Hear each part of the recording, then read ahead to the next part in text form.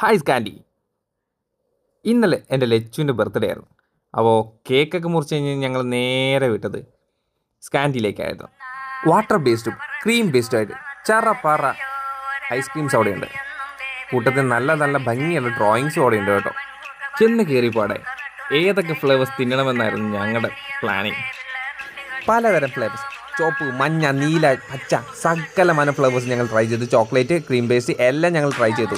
അതൊക്കെ ഞങ്ങൾക്ക് അടിപൊളിയായിട്ട് ഇഷ്ടപ്പെട്ടു. അപ്പം നിങ്ങൾ പോയി ട്രൈ ചെയ്യുക. അപ്പം നമ്മുടെ വീഡിയോ ഒന്ന് കണ്ടു നോക്കുക.